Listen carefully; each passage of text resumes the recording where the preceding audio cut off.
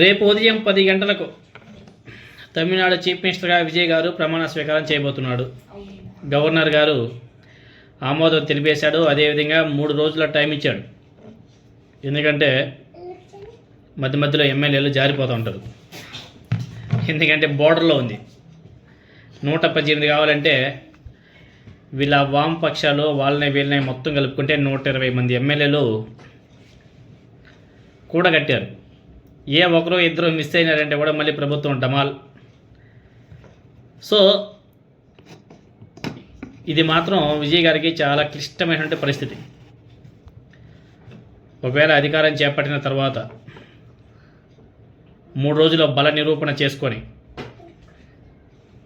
కనీసం ఒక 3 నెలలు 6 నెలలు కంప్లీట్గా కొనసాగిన తర్వాత ఆ ఏఐఏడిఎంకే నుంచి కొంతమంది ఎమ్మెల్యేలని లాక్కొని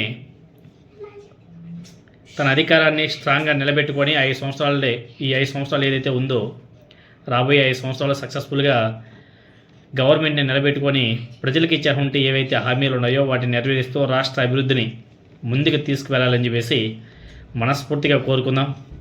అదేవిధంగా ఏదైతే ఆ గవర్నర్ గారు ఆర్డర్ కాపీ ఇష్యూ చేశాడో అది సోషల్ మీడియాలో బీభత్సంగా వైరల్ అవుతుంది. సో రేపు 10 గంటలకు విజయ్ అనే నేను తమిళనాడు ముఖ్యమంత్రిగా అని చెప్పేసి ఆ మాటలు వింటుంటే విజయ్ గారి అభిమానులు బీభత్సంగా రచ్చ చేసుకుంటారు. ఇంకా పండగ. ఆర్డర్ కాపీ కూడా సోషల్ మీడియాలో బీభత్సంగా వైరల్ అవుతుంది. సీఎం విజయ్గా ప్రజాసేవకు అంకితం కాబోతున్నాడు.